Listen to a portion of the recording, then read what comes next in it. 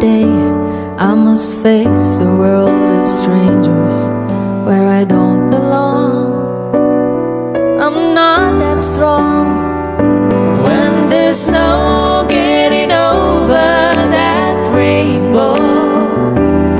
I can take all the madness the world has to give, but I won't last a day without you. Kamusta mga boss? Welcome sa aking munting channel, ang Kanta Kwento.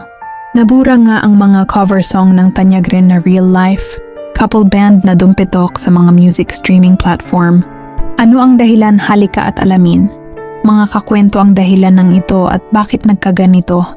Ngunit bago tayo mag-umpisa, kung bago ka dito sa ating channel, hihingin ko po muna ang inyong like at subscribe bilang suporta sa ating channel.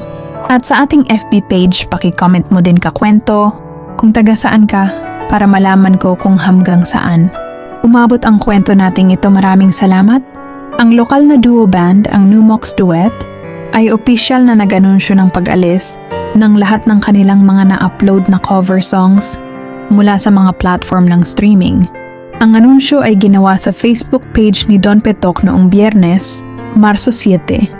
Sa kanilang opisyal na post sa Facebook, ipinaliwanag ng tanyag na duo ang kanilang desisyon na nagbabanggit ng kakulangan ng mga kinakailangang lisensya at karapatan upang i-upload at ipamahagi ang kanilang mga cover song sa mga platform ng musika at kumita mula rito. Ito nga ang kanilang pahayag sa kanilang official FB page na sinalin ko sa Tagalog. Bilang mga cover artist, mayroon kaming karapatang mag-cover ng mga kanta o lumikha ng mga rendisyon, ngunit hindi kami ang may-ari ng copyright sa mga kantang iyon. Humihingi kami ng paumanhin sa lahat ng mga content creator na kanilang mga akda ay hindi sinasadyang nilabag namin sa pamamagitan ng pagre-register ng aming mga cover sa iba't ibang platform. Dagdag pa nga nila, ngayon nakatuon kami sa paglikha ng mas maraming mga orihinal na kanta kung sa Diyos ay ibibigay o kung bibigyan ng pagkakataon sa pagtutulungan sa ibang mga artist o pagkuha ng mga lisensya. Salamat sa inyong pag-unawa at humihingi kami ng paumanhin sa anumang kahirapan.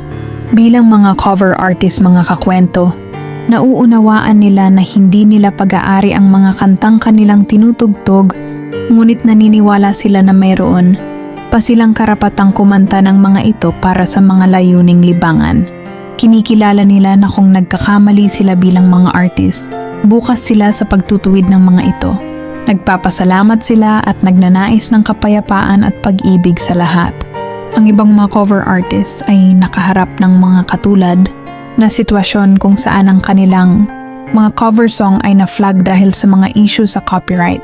Ang isang kamakailang kaso ay kasama si Shaira Abdullah Alimuddin, na kilala rin bilang Shaira Moro, na ang kanyang tanyag na kanta na Selos ay naalis mula sa mga serbisyo ng mga music streaming platform dahil sa mga issue sa copyright. Gayunpaman, ito ay eventually na naresolba kasama ang artist na si Lenka at ang kanyang pamamahala, si Jasper at Jackazel Numok, ang mag-asawang duo na kilala bilang ang Numox Duet o Don Petok ay mga content creator ng musika at libangan mula sa General Santos City. Nakakuha sila ng malaking katanyagan para sa kanilang mga nakakaantig na cover songs at mga pagtatanghal ng duet. You, I know you're everything that I've been looking for, And it's only fair to lay it on the line. Hold on, I'm gonna need a little time. I know it's gonna be with you. You're the one to pull me through, though I don't know when. If I ever fall in love again, It makes me sound like thunder. It makes me feel like rain.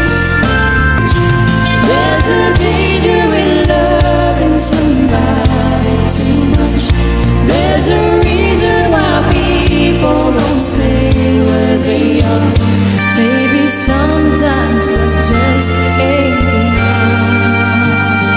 Baby, sometimes love just ain't enough. May malakas na sumusuporta sa kanila sa YouTube, Facebook at TikTok ang kanilang mga maluluhang rendisyon ng mga klasikong kanta ay tumatagos sa mga tagahanga na madalas na nakakakuha ng libu-libong mga views.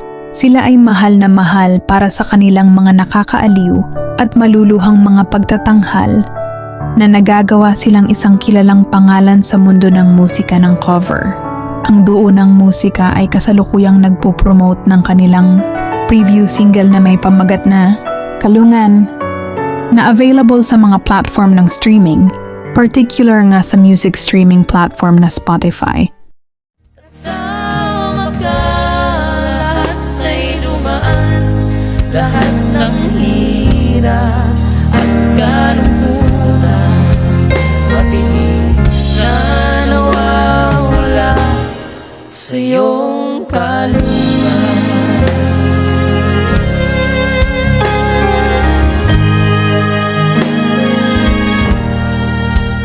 Pagdating ng dapit hapon tayo.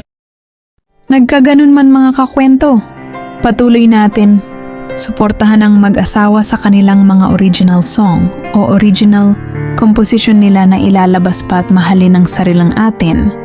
Ikaw ba kakwento? Masaya ka ba sa kanilang bagong journey na tinatahak? Pagdating sa monetization ng kanilang mga kinakanta, pag-usapan natin yan sa comment section mga kakwento. At kung bago ka dito sa ating channel, hihingin ko po muna ang inyong like at subscribe bilang suporta sa ating channel. At sa ating FB page, paki-comment mo din kakwento kung taga saan ka para malaman ko kung hanggang saan umabot ang kwento nating ito. Maraming salamat. At sana mga kakwento ay mag-join kayo sa ating membership. Ito'y 25 pesos lamang upang ma-access nyo ang ating mga special emoji para sa comment section at mga early access sa ating mga content at marami pang iba. Salamat na agad mga kakwento. Salamat sa pagsama sa akin hanggang dito sa dulo ng ating kwento. Muli ito ang Kanta Kwento na nagsasabing, mabuhay ang talentong Pilipino. Oh, put on the line. Just hold on before we say goodbye.